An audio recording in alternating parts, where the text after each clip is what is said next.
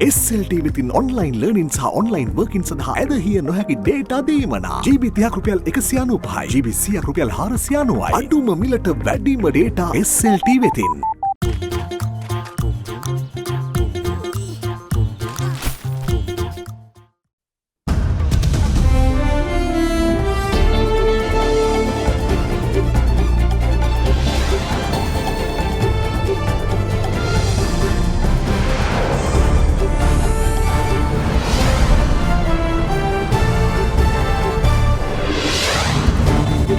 අද 2020 ජූලි 4 සිරසුරාදා සිරස්තල cinnamon grand බෝම්බකරු ප්‍රහාරයට පෙර මුදල් වියදම් කළ හැටි කොමිසමේදී හෙළිවේ. හිස් චෙක්පත් 10කටත් අස්සන් තබලා. පසුගිය සති 4 තුල බන්ධනාගාර සිරමැදිරි වලින් ජංගම දුරකථන 1100ක් සොයාගනී. වැඩිම සංඛ්‍යාව මීගමුව බන්ධනාගාරයෙන්. කොළඹ වරායේ නැගෙනහිර ජටියට ගොඩබෑ දොමකර ප්‍රමාණයෙන් කුඩා බව වරායේ හිටපු සභාපති කියයි. ඇල්කොහොල් අඩංගු හෑන්ඩ් සැනිටයිසර් භාවිත කරන්න. ලෙඩ රෝග ඇති කරන විෂ බීජවලට එරෙහිව සටන් කරන්න. හඳුන්වා දීමේ මිල රුපියල් 350යි.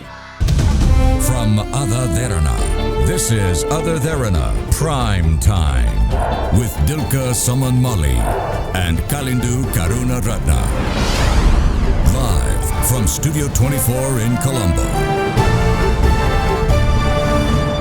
අයුබෝවන් ඔබ අදත් එක්වන්නේ ශ්‍රී ලංකාවේ අංක 1 සහ විශ්වසනීයම පුවත් විකාශය අද දෙරණ 6:55 සමගින්.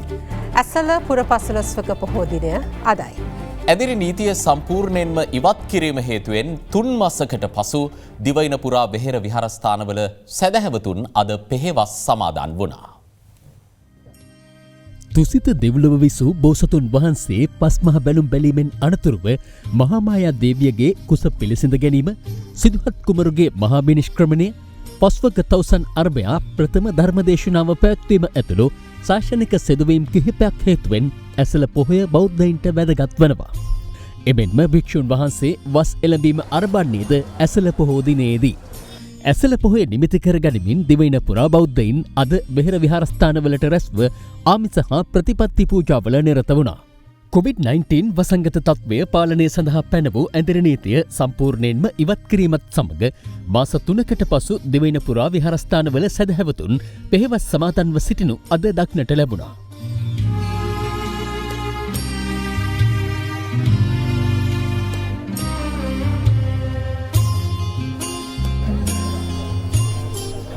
මේ අතර අමාදම් සිසිලස ධර්මදේශනා මාලාවේ 200 වන ධර්මදේශනය අග්‍රාමාත්‍ය මහින්ද රාජපක්ෂ මහතාගේ සහභාගිත්වයෙන් තංගල්ල කාල්ටන් නිවසේදී අද පැවැත්වුණා. මෙවර ධර්මදේශනය පවත්වනු ලැබුවේ පැපිලියාන සුනේත්‍රා මහාදේවී පිරිවෙන් රජමහා විහාරාධිපති මහාචාර්ය පූජ්‍ය මැදගොඩ අභයතිස්ස හිමියන්. යුද බිය අවසන් කිරීමේ ජීවිත දානේ මහා පරිත්‍යාගයේ දානේ සිද්ධ කළා. ඒ වගේම කොරෝනා වසංගතයක් රටට ආවා. ඒව නැති කිරීම සඳහා මේ මහා ප්‍රශස්ත වැඩපිළිවෙලක් යන්නේ ගෝඨාභය ජනාධිපතිතුමාගේ ඒ ක්‍රියාකාරීත්වය යටතේ. එතකොට ඒකට පදනම හැදුවෙත් ඔබතුමා. ඔබතුමා තමන්ගේ ජීවිත කාලයේ මිනිසෙක් මේ දේශයට දිය හැකි දිය යුතු සියල්ලම උපරිමයෙන් දීපු කෙනෙක් හැටියට සන්තෝෂ වෙන්න ඕනේ. කොළඹ වරායේ නැගෙනහිර පර්යන්තය වෙත ගොඩබාන ලද දිගින් අඩු ගැන්ට්‍රි දොඹකරවලට චීන රජයට අයත් CICT ජැටියේ ඇති විශාල ප්‍රමාණයේ දොඹකර සමග තරගකාරී ලෙස මෙහෙයුම් සිදු කිරීමේ හැකියාවක් නොමැති බව ශ්‍රී ලංකා වරාය අධිකාරියේ හිටපු සභාපති ආචාර්ය ප්‍රියත් බන්දු මහතා පෙන්වා දෙනවා. මේ අතර වරාය වෘත්තීය සමිති සඳහන් කළේ ඊයේ නැගෙනහිර ජැටියට ගොඩබාන ලද දොඹකර මිලදී ගැනීමේදී මූල්‍ය අක්‍රමිකතාද සිදු ඇති බවයි. ශ්‍රී ලංකා වරාය අධිකාරියේ සේවකයින් පසුගිය දා කළ වැඩ වර්ජනය හේතුවෙන් කොළඹ වරායට රැගෙන ගැන්ට්‍රි දොඹකර 3 නැගෙනහිර පර්යන්තයේ ගොඩබෑම සිදු වුණා. මේ දොඹකර මේ පර්යන්තයට දැම්මයි කියලා මේ පර්යන්තයට ගේන්න පුළුවන් නැව්වල මෙහෙයුම් කරන්න බෑ. මොකද මේ පර්යන්තයට එන නැව්කා අති විශාලයි. අද තියෙනවා එක නැවක බහලු 20000කට වඩා ගෙනියන්න පුළුවන් නෞකා. මේ 20000කට වඩා ගෙනියන්න පුළුවන් නෞකාවල උසත් වැඩි, ඒ වගේම නෞකාවේ පළලත් වැඩි. එතකොට අපි 2014 ඇනවුම් කරේ අර උස්ස වැඩි සහ අර පළල නැවක මෙහෙයුම් කරන්න පුළුවන්. ඒ කියන්නේ සාමාන්‍යයෙන් 26ක් වගේ තමයි ලොකුම නැව්වල පළල මේ වෙලාවේ තියෙන්නේ. එතකොට 26කට වඩා වැඩියෙන් අපේ දොඹකරයකට බහලුවක් ගන්න යන්න බැරි නම් මේ නැව දෙපැත්තට හරවන්න වෙනවා. ඒ නිසා ඒ කාලේ අපි ඇනවුම් කරේ මේ මහා විශාල දොඹකර ලෝකයේ ඒ වෙලාවේ අපි ඇනවුම් කරනකොට විශාලම ඇනවුම කරේ අපි ලෝකයේ. ඒ දොඹකර ටික තමයි මේ පහුගිය රජය 2015 ජනවාරි මාසේ 8 වෙනිදාන් පස්සේ මිලදී ගැනීම හොසි කරා. ඒ මිල වැඩි කියලා. ඊට පස්සේ මේගොල්ලෝ මේක ගන්න උත්සාහ කරා. නමුත් අඩුම ගානේ අර මිලට ආසන්නයෙන්වත් මිලදී ගන්න බැරි වුණා. ඊට පස්සේ මේ අය මේක පෞද්ගලීකරණය කරන්න උත්සාහ කරපු නිසා මේ ප්‍රශ්නය දිගටම පවත්වාගෙන ගියා. තියෙන ගැටලුව ඒක නෙමෙයි. දැන් 2015 අපි ඔය දොඹකර ටික ගෙනාවා නම් අවම වශයෙන් අපි අවුරුද්දට මේ හදලා තියෙන මීටර 400න් ඩොලර් මිලියන 100කට වැඩි ආදායමක් ගන්නවා. ඒ වෙලාවේ සැලසුම් කරලා තිබුණේ දොඹකර වලින් මෙහෙවන බහළු වලින් ලැබෙන ආදායමෙන් මේ පර්යන්තය ඉතුරු ටිකක් හදන්න. අවුරුදු 3ක් ඇතුළත සමස්ත පර්යන්තයම හදන්න අපිට තිබ්බ 7-5ක් ණයට ගන්න නැතුව අර ලැබෙන ආදායමේ. එහෙම වුණා නම් අවුරුදු 3කට පස්සේ මේකේ අවම ආදායම ඩොලර් මිලියන 450ක් 500ක්. එදා ඉඳලා මිලියන 450 500 ගානේ රටට නැති කරේ ඒ වෙලාවේ පාලනය කරපු අදූරදර්ශී පාලකයන්ගේ තිබිච්ච වැරදි නිසා. මේ අතර වරාය වෘත්තීය සමිතිද සඳහන් කළේ නැගෙනහිර පර්යන්තයට ගොඩබාන ලද දොඹකර ඇනුම් කිරීමේදී වංචා හා දූෂණද සිදුව ඇති බවයි. මේ ජයබහලු පර්යන්තේ තියෙන ප්‍රශ්නෙම පහුපාරක් ඔබතුමාලා ගිහලා නැගෙනහිර පර්යන්තේ මේ දැනට ගෙනල්ලා ගොඩබාන්නේ නැතුව තියෙන ග්‍රැන්ටි දොඹකර සවි කරත් ඒ ප්‍රශ්නෙම එනවා. මොකද මේවා කොට තත්ත්වයේ ඒවා. මේකේ කන්ටේනර් 20 දක්වා නෞකා මේවන්න පුළුවන්. මේක ඒත් නැව හරවන්න වෙන කතාව කොහොමද තියෙන්නේ? නෑ. නෑ කොටයි කියලා කියනවා. නෑ කොටයි කියලා කියනවා. ඒක ලොකු කතාවක් තියෙනවා. ඒ කියන්නේ මේ පර්යන්තේට තාම 3යි තියෙන්නේ. මේකට 12ක් ඕන. ග්‍රැන්ටි දොඹකර 12ක් ඕන. 3යි ගෙනාවේ. මේක ඇත්තටම මේකට ගෙනාපු එක නෙමෙයි. මේක ගෙනාවේ JCT එකට. අර්ජුන රණතුංග අමාත්‍යවරයා ආපු ගමන් කළේ කිසිම හෙවිල්ලක් බැරිල්ල. අර රාජපක්ෂ ආණ්ඩුව පන්නන්න ෆුල් ට්‍රයි එකක් දුන්න නිලධාරීන් ටිකක් හිටියනේ. මිනිස්සු කිව්ව දේවල් ටික අහලා කිසිම හෙවිල්ලක් බැරිල්ලක් නැතුව අර ග්‍රැන්ටි ක්‍රේන් ඕඩර් එක කැන්සල් කරනවා. මේක තමයි අපිට වෙච්ච පළවෙනි වැරද්ද. එක ක්‍රේන් එක ඩොලර් මිලියන 2ක් වැඩියෙන් ගෙනලා තියෙන්නේ. මේ ක්‍රේන් එකක් ගන්න පුළුවන් 5.7ක් වෙනකොට චීනෙන්. නමුත් අපි ගෙනලා තියෙන 8.7 මට මතක විදිහට මුළු ඔක්කොගේම වටිනාකම 25.7ක්. ඒතරෝගේ තුනෙන් බෙදුවම එන ගාන. පාස්කෝ ප්‍රහාරයට පෙර සිනමන් ග්‍රෑන්ඩ් බෝම්බකරු ඉන්ෂාෆ් අහමඩ් විසින් රුපියල් ලක්ෂ 340ක මුදලක් බැංකුවෙන් ලබාගෙන ඉන් ලක්ෂ 65ක් රැගෙන ගිය බව ඉන්ෂාෆ් අහමඩ්ට අයත් කොලෝසස් තඹ කර්මාන්ත ශාලාවේ කළමනාකරු සනුන් මොහමඩ් ඉෂාඩ් පාස්කෝ ප්‍රහාරය පිළිබඳ සොයා බැලෙන ජනාධිපති කොමිසම හමුවේ ප්‍රකාශ කළා. කළමනාකරු කොමිසමට පැවසුවේ ඉන්ෂාෆ් අහමඩ්ගේ නවතම සුකෝපභෝගී ජීප් රථයේ පොත තමන්ට දී හිස් චෙක්පත් 10කටද අත්සන් තැබූ බවයි. ජනාධිපති කොමිසම හමුවේ ඊයේ සාක්ෂි දුන්නේ සිනමන් ග්‍රෑන්ඩ් බෝම්බකරු ඉන්ෂාෆ් අහමඩ්ට අයත් කොලොසස් තඹ කර්මාන්ත ශාලාවේ කළමනාකරු සනුන් මොහමඩ් ඉෂාඩ්.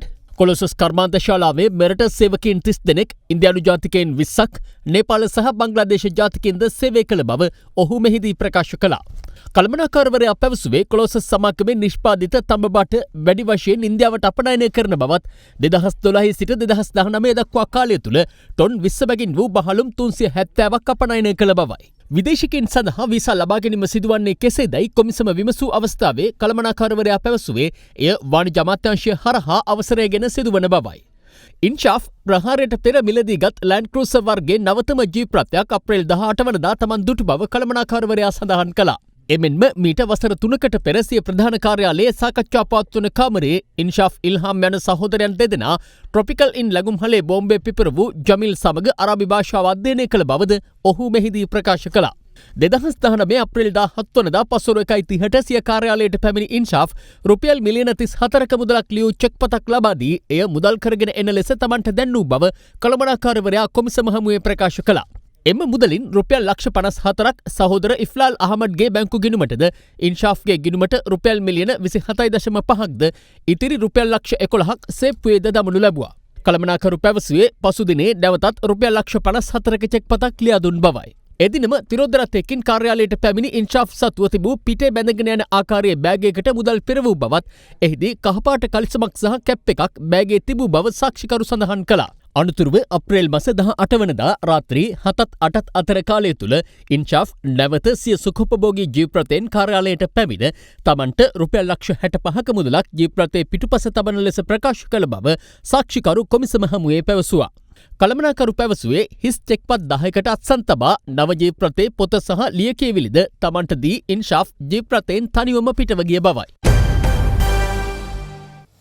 ගත වූ සති 4 තුළ බන්ධනාගාර 28ක් තුළ කළ වැටලීම්වලදී රැඳ වූවන් සතුව තිබූ ජංගම දුරකථන 1102ක් බහරයට ගැනීමට ආරක්ෂකාංශ නිලධාරීන්ට හැකි වූ බව බන්ධනාගාර දෙපාර්තමේන්තුව නිවේදනය කළා. එම බන්ධනාගාර තුළදීම සොයා ගැනුණු හෙරොයින් ප්‍රමාණය ග්‍රෑම් 116ක්. කොළඹ රිමාන් බන්ධනාගාරය, කොළඹ මැගසින් බන්ධනාගාරය, වැලිකඩ, බූස්ස, මීගමුව, ගාල්ල, දුම්බර ඇතුළු මෙරට බන්ධනාගාර 28 ගත වූ සති 4 තුළ ආරක්ෂකාංශ නිලධාරීන් විසින් හදිසි සෝදිසි මෙහෙයුම් දියත් කළා. එහිදී රැඳ වූවන් සතුව තිබී ජංගම දුරකථන 1102ක් සොයාගැනුණු අතර ඉන් වැඩිම ජංගම දුරකථන ප්‍රමාණයක් සොයාගෙන තිබුණේ මීගමුව බන්ධනාගාරයෙන්. එය 277ක් බවයි බන්ධනාගාර දෙපාර්තමේන්තුව පැවසුවේ. එමෙන්ම සිම් කාඩ් පත් 688ක් මෙන්ම ජංගම දුරකථන බැටරි 1310ක්ද සිදු කළ සෝදිසි මෙහෙයුම්වලදී සොයාගෙන තිබෙනවා.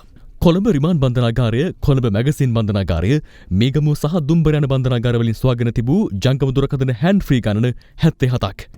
රුපියල් 9999ක මුදලක්ද සොයාගෙන තිබුණේ පල්ලන්සේන, පල්ලිකැලේ, කුරුවිට, දුම්බර සහ වැලිකඩ යන බන්ධනාගාරවලින්. එමෙන්ම හෙරොයින් ග්‍රෑම් 116ක්ද ගත වූ සති 4 තුළ සිදු කළ සෝදිසි මෙහෙයුම්වලදී සොයාගෙන තිබෙනවා. ජනාධිපති ගෝඨාභය රාජපක්ෂ මහතා ඇසළ පොහෝ දිනය නිමිත්තෙන් අද පෙරවරුවේ අනුරාධපුර මිහින්තලය ඓතිහාසික මිහිඳු ආරණ්‍ය සේනාසනයට පැමිණ ආගමික වතාවත්වල නිරත වුණා. එහිදී මහා සංඝරත්නය විසින් ජයපිරිත් සජ්ජායනයක්ද පැවැත්වුවා. ජනාධිපති ගෝඨාභය රාජපක්ෂ මහතා හා එම මහත්මිය අද පෙරවරුවේ අනුරාධපුර මිහින්තලයේ ඓතිහාසික මිහිඳු ආරණ්‍ය සේනාසනයට පැමිණ ආගමික වතාවත්වල නිරත වුණා.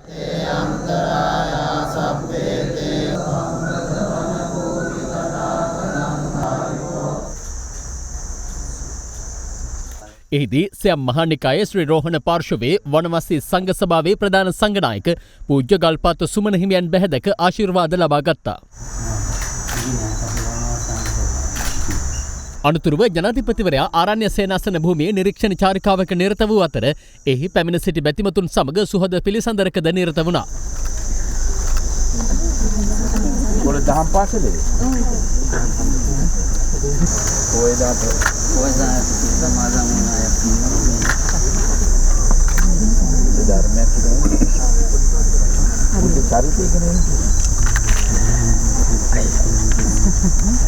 මේ අතර අනුරාධපුර දිස්ත්‍රික්කය නියෝජනය කරමින් ශ්‍රී ලංකා පොදුජන පෙරමුණින් තරගවදින අපේක්ෂකින්ගේ ජය තහවුරු කිරීමට ජනාධිපති ගෝඨාභය රාජපක්ෂ මහතා ඊයේ ජනහමු කිහිපයකට සහභාගී වුණා.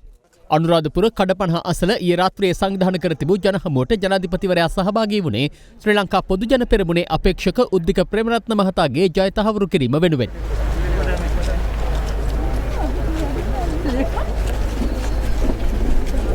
මින් අනතුරුව ජනාධිපතිවරයා සහභාගී වුණේ ශ්‍රී ලංකා පොදුජන පෙරමුණේ අපේක්ෂක ශහන් සේමසිංහ මහතාගේ ජය තහවුරු කිරීම වෙනුවෙන් සංවිධානය කර තිබූ ජනහමුවටයි. එහිදී පැමිණ සිටි ජනතාවගෙන් ජනාධිපතිවරයාට හිමි වුණේ උණුසුම් ප්‍රතිචාරයක්.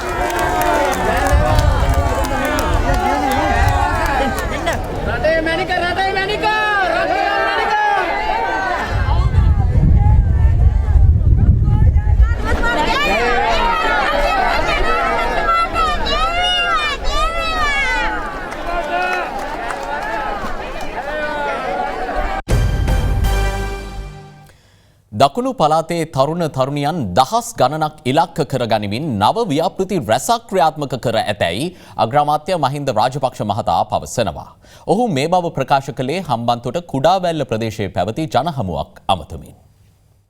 ශ්‍රී ලංකා පොදුජන පෙරමුණේ හම්බන්තොට දිස්ත්‍රික් අපේක්ෂකයින්ගේ ජනහමුවක් අග්‍රාමාත්‍ය මහින්ද රාජපක්ෂ මහතාගේ සහභාගීත්වයෙන් ඊයේ බෙලියත්ත ප්‍රදේශයේදී පැවැත්වුණා. දැන් වරාය මොකද වෙලා තියෙන්නේ? විකුණලා. හම්බන්තොට වරාය දැන් චීන වරාය. ගුවන්තොට වල විකුණන පිටුවක් ඇතුවා යම් කිසි රස්ථානුකූල ප්‍රශ්නයක් නිසා ඒක ප්‍රමාද වුණා. ජනාධිපතිතුමා ගිය වෙලාවෙත් මම ගිය වෙලාවෙත් ඉන්දියානු අගමැතිවරයා කිව්වා මේක අපේ ගමේ වැඩක්. කරුණාකරලා මේකට අත ගන්න එපා. මේවා පිටරටට විකුණන්න නෙමෙයි අපි මේවා හැදුවේ. මේ නව රජයක් ගෝඨාභය රාජපක්ෂ ජනාධිපති කරවලා අලුත් ගමනක් යනවා. රටේ සංවර්ධනය සඳහා මොකද ගෝඨාභය මහත්තයා මේ පටන් ගත්තම රැය වෙනකම් වැඩ කරන්න කියලා. ඉතින් අපි ඒකට සහාය අපි ලබා දිය යුතුයි. අනතුරුව අග්‍රාමාත්‍යවරයා සහභාගී වුණේ ශ්‍රී ලංකා පොදුජන පෙරමුණේ හම්බන්තොට දිස්ත්‍රික් අපේක්ෂක ඩී.වී. චානක මහතාගේ කුඩාවැල්ල නිවසේ සංවිධානය කර තිබූ ජනහමුවටයි. අද නම් ඉන්න ඕන තරම් ඇවිල්ලා කියන්න අපි දෙන්නම් 20000ක් කියලා. හැබැයි ඔය සජිත් මහත්තයා පටන් ගත්තේ කොහෙන්ද? ඉස්සෙල්ලම කිව්වා මං 60000ක් දෙනවා. කවුරු හරි ආර්ථික උපදේශකයෙක් ඇවිල්ලා කිව්වා 60000ක් දෙන්න බෑ කොහොමවත් කියලා. ඊට පස්සේ කිව්වා 25000ක් කියලා. දැන් කියනවා 20000ක් කියලා. හැබැයි ආණ්ඩුවේ හිටියනම් 1000ක්වත් හම්බෙන්නේ නැහැ. කියයි කොස්කොල කන්න ක්‍රෝඩන් කොල කන්න. මේ රටේ හැම පුරවැසියෙකුටම හොඳ වතුර ටිකක් ලබා දෙන වැඩපිළිවෙල අපි ක්‍රියාත්මක කරන්න සූදානම් වෙලා ඉන්නවා. ඊළඟට අපි දන්නවා රක්ෂා ප්‍රශ්නේ. ඒක ඉදරම අපි කර්මාන්ත පුරයක් හදන්නේ. දැන් හම්බන්තොට ජනාධිපතිවරයා විශේෂයෙන්ම ෆාමසූටිකල් ඖෂධ නිෂ්පාදනය කරන සමාගම් වලට දෙන්න අක්කර 450ක් අපෙන් ඉල්ලුවා. ඒක වෙන් කරලා තියෙනවා හම්බන්තොට ඉස්පිරිතාලිකාවෙන් අල්ලලා අක්කර 450ක් වෙන් කරගෙන තියෙනවා. ඉතින් දැන් කර්මාන්ත ක්‍රමානුකූලව ගේන්න ඕන. එතුමා ටයර් කර්මාන්ත ශාලාවක් දාන්න හම්බන්තොට බලාපොරොත්තු වෙනවා. ඒකට 135ක් ලබා දිය යුත්තේ අපි. මොණරාගල, මාතර, කාල්ලි තරුණයන් මේ සංවර්ධනයට දායක වෙන්න පුළුවන්කම තියෙනවා. පිටගම්කාරයන් මැතිවරණයට ඉදිරිපත් කිරීම තමන් කළ එක් වැරැද්දක් බව එක්සත් ජාතික පක්ෂයේ නායක රනිල් වික්‍රමසිංහ මහතා පවසනවා. අලුත්කඩේ ප්‍රදේශයේදී පැවති ජනහමුවකදී ඔහු මේ බව සඳහන් කළා. එක්සත් ජාතික පක්ෂයේ කොළඹ දිස්ත්‍රික්කයේ ආරම්භක ප්‍රචාරක රැළිය ඊයේ රාත්‍රියේ අලුත්කඩේ ප්‍රදේශයේදී පැවැත්වුණා. මං අහන්නේ ගිය අවුරුදු 5ේදී කවුද අලාභයක් වුණේ? තමන් පේමන්ට් එකේ බිස්නස් කරත්, තොග වෙළඳාම කරත් ආදායම් වැඩි වුණාද අඩු වුණාද? මම වැරදි දෙකක් කරා. එකක් තමයි 2010 අපේක්ෂ මුස්ලිම් අපිව 3 දෙනෙක් දැම්මා. කවුරුවත් ආවේ නැහැ. අපි දෙන්නෙක් දැම්මා, දෙන්නම ආවා. 3 දෙනෙක් ඡන්දය කියන්නේ එක මුස්ලිම් മന്ത്രിවරයෙක්වත් නැහැ. දෙන්නෙක් අපේක්ෂක කියන්නේ മന്ത്രിවරු දෙන්නම එනවා. ඒක මතක තියාගෙන ඡන්දෙ දෙන්න කියලා මං කියනවා. ඔය පිටකංකාරයෝ දැන් මේ වැරද්දත් මං කළා තියෙනවා. පිටකංකාරයෝ පිටින් ඇවිල්ලා පිටට පයින්නවා. මොනා කරන්නද? දැන් මිත්‍රවරුනි, දැන් අපේ ජනාධිපතිවරණය තිබ්බා. ඒ තිබ්බ අපේක්ෂකයා අපි කවදාත් පරිදින්නේ නැති විදිහට ලක්ෂ 15කින් පෙරදුනා. ඊට පස්සේ විපක්ෂයට ගිහිල්ලා අද මහගෙදරකින් වෙනින් තැන් වලට ගිහිල්ලා කියන කතා කියනවා මේ ආර්ථිකය 1.11 කියලා හිතන මේ අය කියනවා හැම පවුලකටම රුපියල් 20000ක් දෙනවයිලු. මම මෙයාගෙන් අහන්නේ මේ 20000 වැඩි කරනවා ලක්ෂ 62කින් බිලියන 125යි. කරන්න පුළුවන් දේවල්ද? බිලියන 125 මාසයකට නම් අවුරුද්දකට බිලියන 1550යි. අපේ මුළු ආදායම 1900යි. මේ වගේ පට්ටපල් බොරු ගහන එකේ වෙලා නාස්ති කරන්න ඕනේද මේ වගේ බොරුකාරයෝ? පුදුමයි ලක්ෂ 15කින් පෙරදුන එක. අලියා නැකිටින්න චුට්ටක් වෙලා යනවා. නමුත් උව නැකිට්ටුවාම කාටවත් උව වටන්න බෑ කියන එක මේ අවස්ථාවේදී මම ආඩම්බරෙන් කියන්න කැමතියි. දිනෙන් දින උණුසුම් වන 2020 මහමැතිවරණයේ අපේක්ෂකින් පළ කළ අදහස් වෙතයි දැන් අවධානය. වරාය අපේ වුණාට, දොඹකර අපේ වුණාට තීන්දුව ගන්න කවුද? ඉන්දියාව. ඉන්දියාවක දොඹකර බාන්න දෙන්න බෑ කියලා. ඊට පස්සේ සේවක උද්ඝෝෂණය කරා. ඊට පස්සේ මැදමුණට එන්න කිව්වා සේවකයන්ට. ගියපුලා මහින්ද රාජපක්ෂ මහත්තයා පීබී ජයසුන්දරට කතා කරලා කිව්වා බෑවට කමක් නැද්ද කියලා. පීබී කිව්වා පොඩ්ඩක් ඉන්න සර් කියලා. පීබී ඇහුවා ඉන්දියාවෙන්. ඉන්දියාවෙන් කිව්වා බෑවට කමක් නැහැ හයි කරන්න බෑ කියලා. දැන් බෑවේ එහෙම. ඊට පස්සේ මහින්ද මහත්තයා වෘත්ති සමිතිය වලට කියනවලු හයි කරන්න ඉතින් වෙන වැඩක් කරන්න වෙයි. ඒකන උද්ඝෝෂණ කරන්න වෙයි. මේ අපේ රටක්ද මේක? මම අහන්නේ එක දේ එහෙනම් මේ රට පාලනය කරන්නේ කවුද? ඇමරිකන් එක්සත් ජනපද තානාපති කාර්යාලය නේද? ඉන්දියානු තානාපති කාර්යාලය තමයි අපේ රට පාලනය කරන්නේ. පහුගිය ආණ්ඩුව වලලපු බිම්බෝම්බ ගලවන්න ඕනේ පරස්සමෙන්. දැන් ජිප්පෝ කියනවා ඉක්මනට ගලවන්නලු. ඇයි? එතකොට හතේපත්තු වෙනවනේ. ගලවන්න යන එකගේ. බිම්බෝම්බ හයි කරන කාලේ කටක් ඇරියේ නෑ. කලින් ආණ්ඩුව කිවිසුම් අස්සම් කරලා. ඒකේ තියෙන්නේ ජපානයෙන් අපි ණයක් ගන්නවා. ණය හදලා අපි ජැටිය හදනවා. ණය ගෙවනවා අපි ජපානයට. ජපානයේ ඉන්දියාවයි ජැටිය පාලනය කරනවා. ඒ කියන්නේ ආදායම මේගොල්ලන්ට. ණය පොලියා ගෙවනවා අපි. මරු කිවිසුමක් කියන්නේ. මහ බැංකුව ගැන කතා කරා ජනාධිපතිවරණයට පෙර අද අපි අහනවා මහ බැංකුව සම්බන්ධයෙන් මොනවද මේ රජයේ අරන් තියෙන පියවර? පැහැදිලිවම දකුණු ජනතාවගෙන් ප්‍රතික්ෂේප වෙලා තියෙන්නේ. ඒක නිසා ජනතාව නැවතත් ඉතාමත් හොඳින් අවබෝධ කරගන්න ඕනේ සිරිකොතට සටන් කරන බංකොලොත් දේශපාලනයට යට වෙන්න එපා. අපිට සිරිකොත අල්ලන්න දෙයක් නැහැ. මොකද ওই සිරිකොතේ හිටපු අය ඇතුලේ ඉඳලා සිරිකොත අල්ලගන්න බැරි. ඉතින් ඒ නිසා එළියට ගිහිල්ලා සිරිකොත අල්ලන්න බලනවානේ අපි මේ සල්ල දෙන්නේ අරලියාගහ මන්දිරේ අල්ලගන්න. ඒවට අගෝස්තු 5 වෙනිදාට මේ රටේ ඉන්න ජනතාව උත්තර දෙයි. අතේ ඇඟිලි 5ක් හම්බෙන්නේ නැහැ മന്ത്രി දූර. නමුත් අපි දන්නවා එක්සත් ජාතික පාක්ෂිකයෝ අලියාගෙන් පිට ඡන්දයක් දෙන්නේ නැහැ කියන එක ඉතාමත් පැහැදිලිව අපිට ප්‍රකාශ කරන්න පුළුවන්. නවීන් දිසානායක අවුරුදු 11 මහින්ද රාජපක්ෂ මහත්තයාගේ දැන් ශක්තිමත් කරා. දැන් එක්සත් ජාතික පක්ෂයෙන් අපිට කියලා දෙන්න එනවා. මොකා වුණත් කමක් නැහැ. පක්ෂේ මාරු කරොත් ඒ මනුස්සයා විශ්වාස කරන්න එපා. ඒතකොට සජිත් දැන් අකමැතිකම් ගන්න බලාගෙන පැන්න පක්ෂෙන් එළියට. මෙයාගේ කේන්දරේවත් පිනක් නැහැ මෙයාට රටේ අකමැති වෙන්න. මෙයාට මම හිතන්නේ මේ මැතිවරණයම දිට්ඨ ධම්ම වේදනීය කර්මයේ පරිසම් දෙලා ඒ හින්දා තමයි මංගල මහත්තයා අයින් වුණේ. මංගල සමරවීර වැනි එක්සත් ජාතික පක්ෂයේ සජිත් මහත්තයාගේ පිළේ ප්‍රබල අපේක්ෂකව ඉවත් වෙනකොට අගෝස්තු 5 වෙනිදා ඡන්දේ ප්‍රතිඵල නිකුත් වෙනකොට 7න් 6ක් අරගෙන මාතර දිස්ත්‍රික්කයේ ඒ ජයග්‍රහණය ශක්තිමත් ජයග්‍රහණයක් කරනවා කියලා. දැන් තියෙන ව්‍යවස්ථාව දින්නක් දිනව පෙරදුනක් දිනව. අර ජාතික ආණ්ඩුව කියන වචනේ ඇතුළට දැම්ම අප්‍රේල් මාස 25. පෙරදුනහම ආණ්ඩුව හදනවද උ? පෙරදුනහම ආණ්ඩුව කරපු දේශපාලන පක්ෂ නම් මොකක්ද දන්නවද? එක්සත් ජාතික පක්ෂය. ජාතික ආණ්ඩුව හදාගෙන මෛත්‍රී UNP එකත් එක්ක යනකොට පක්ෂයක් හදන්න ඕනි කියනකොට මෛත්‍රී එක්සත් ජාතික පක්ෂ වේදිකාවේ ඉඳන් කියනවා බලමුකෝ පක්ෂයක් හදන හැටි හැදුවොත් පාරක් ගන්න ඇවිත් ඕනෝයි කිව්වා. මතකද ඔයගොල්ලන්? මෛත්‍රීපාල සිරිසේන කියන්නේ සත පහකට විශ්වාස කරන්න බැරි මිනිහෙක්. ඒ නිසා මොන දෙයකට අරන් දිනවද කියලා අපි දන්නේ නැහැ. සමහර අය උත්සාහ කරනවා මේ ඊළඟ ආණ්ඩුවේ ඇමතිකම් අපි කියලා. එහෙම කොහෙද දෙන්නේ? සන්දානයේ සභාපතිතුමා මම බව තමුන්නාන්සලා දන්නවා. අපි රජයේ සමග ශ්‍රී ලංකා නිදහස් පොදුජන සන්ධානයේ සමග තිබෙන අපේ එකඟතා ගිවිසුම් අනුව සියලු කටයුතු කරන්නේ. ශ්‍රී ලංකා නිදහස් පක්ෂයට අනාගතයක් තියෙනවා. කවුරුවත් කලබලෙන්න උවමනාවක් නැහැ. මේ මැතිවරණයෙන් පසුව මම උපදේශකවරයෙක් අනුශාසකවරයෙක් වශයෙන් ඉඳලා මේ පක්ෂයේ උගත් තරුණ පිරිසකට මේ පක්ෂයේ වැඩ කටයුතු මම බාර දෙනවායි කියන එක විශේෂයෙන්ම සඳහන් කරන්න ඕනේ. ජපානයේ ප්‍රමුඛතම තීන්ත දැන් එස්ලෝන් නිවසින් කන්සයි එස්ලෝන් ලෙඩ නැති තීන්ත. COVID-19 ආසාදනය වූ රෝගීන් තිදෙනෙක් අද දිනය තුළ හඳුනාගෙන තිබෙනවා. මේ අතර ජින්තුපිටිය ප්‍රදේශයෙන් කන්දකාඩු නිරෝධායන මධ්‍යස්ථානයේ වෙත යොමු කළ පිරිසෙන් 50 දෙනෙකුගේ PCR පරීක්ෂණ සිදු කර ඇති අතර එම පිරිසට COVID-19 ආසාදනය වී නොමැති බව තහවුරු වී තිබෙනවා. COVID-19 ආසාදනය වූ බවට අද දිනය තුළ රෝගීන් තිදෙනෙක් හඳුනාගෙන තිබෙනවා.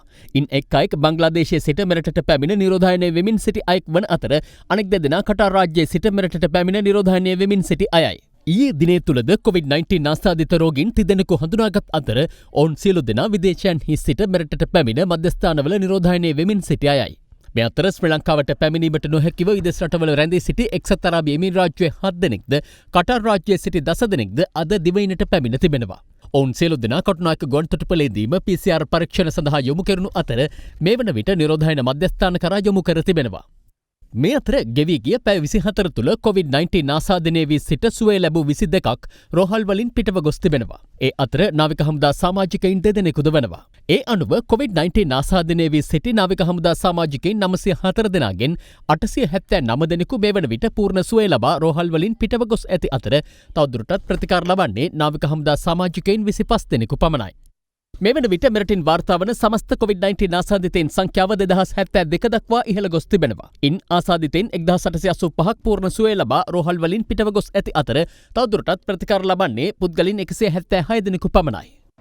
මේ අතර කොළඹ 13 ජින්තුපිටිය ප්‍රදේශයේ පදිංචි පුද්ගලයෙකුට ස්වයං නිරෝධායනයට ලක්වෙමින් සිටියදී COVID-19 ආසාදනය වී ඇති බවට තහවුරු කර ගැනීමත් සමග ඊයේ එම ප්‍රදේශයේ පදිංචි පුද්ගලයන් 153 දෙනෙකු කන්දකාඩු නිරෝධායන මධ්‍යස්ථානයට යොමු කරනද අද දිනේ එම ප්‍රදේශයේ ජනතාව සාමාන්‍ය පරිදි සිය දෛනික කටයුතු සිදු කරන ආකාරය දක්නට ලැබුණා. කෙසේ වෙතත් එම ප්‍රදේශයට පොලිස් ආරක්ෂාව යොදවා තිබෙනවා.